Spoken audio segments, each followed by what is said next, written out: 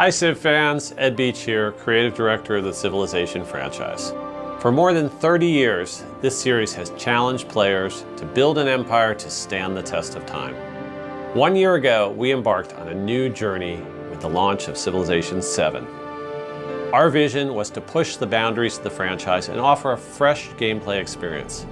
We took some big swings at launch, and it has been incredibly rewarding seeing the Civ community engage and share their passion, ideas, and feedback to help us continue to refine that vision. Over the last 12 months, we've been hard at work rolling out updates to Civ 7 and weaving your feedback into the game's DNA. As we celebrate this first anniversary, we're ready to share where Civilization 7 is going next. At the end of last year, we announced that we were working on longer lead design plans that have major implications for how the game feels and plays. Those plans include 3 key components. First, we're introducing the option to play as any Civ in any age, and to play as the same Civ continually through all 3 ages. Second, we're significantly reworking how victories are achieved during a campaign. And third, we're completely replacing legacy paths with a new sandbox system called Triumphs. In terms of design scope, these major feature evolutions are similar to what you typically see in an expansion. We plan to ship these features together in a single, massive, free update that we're calling Test of Time, and we're aiming for this to go live this spring. Though we're eager to share more about the Test of Time update with you today, please keep in mind that the update's exact release timing, the details of its features, are all subject to change as we continue to receive and iterate on community playtest feedback. With Civ 7, our goal was to deliver a more dynamic empire building experience, where your civilization evolves and reinvents itself over time. That goal is still true, but we also know that for many, a defining part of the Civ fantasy is to lead a single Civ from start to finish. So with the Test of Time update, we're making that possible. This will not be a new game mode, but instead an optional new layer for your strategy.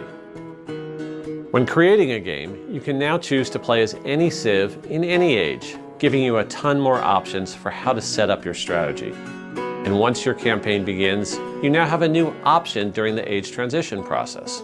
You can still select a new Civ during an age transition as you do today, or you can choose to stay with your current Civ and continue your campaign. There are a lot of design implications for this change, so to make this feel balanced and rewarding, we're testing some new gameplay concept. Every Civ has an apex age, where they are at the height of their power and have access to their full, unique kit. If you choose to play a Civ outside its apex age, you'll gain access to a new, age-appropriate civics tree and a new tool called syncretism. Syncretism allows you to study the ways of other cultures and adopt the unique units or infrastructure of a completely different civilization while maintaining your core identity. This leads to some really interesting Civ builds and unlocks fun new strategic gameplay. The Civ community has spoken. Victories in their current state feel too procedural and disconnected from the core Civ fantasy. So we're overhauling the system with replayability at the forefront.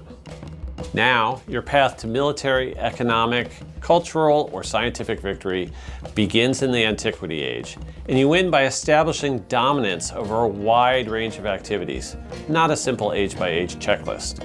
Whether you're combining wonders and great works for culture, or mastering gold buildings and treasure fleets for an economic win, the goal is to make sure your win is a direct result of the interesting choices you make throughout a campaign.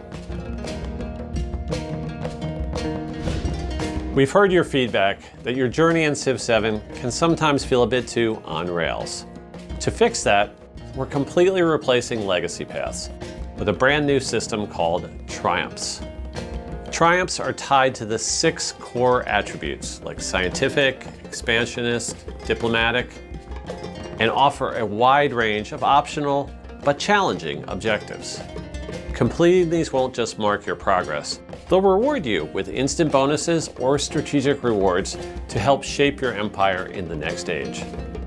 You'll trigger some triumphs through normal strong play, like reaching 200 population or being the first to build a university.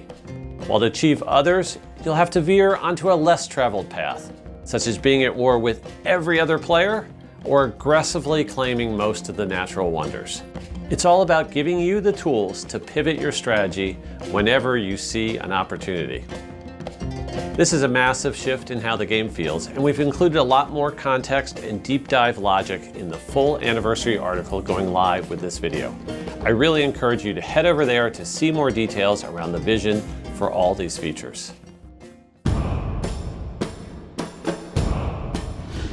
Okay, now let's dive into Update 132, which will be going live very soon. As always, these are just the highlights. You can find the full details in the patch notes when the update does go live.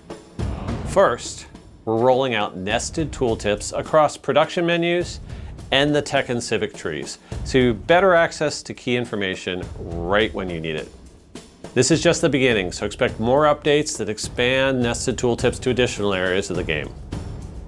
As part of our continuing balance adjustments, we're delivering reworks and buffs for several civilizations, including the French, the Mughal, and Dai Viet empires. We're also deploying a set of targeted system updates. First, AI diplomacy biases have been adjusted to better align AI behavior with each leader's intended personality. Second, coastal raids have been reworked to function more like naval pillaging, bringing them in line with the new systems we've introduced over the last few updates. And third, we're introducing a new appeal lens.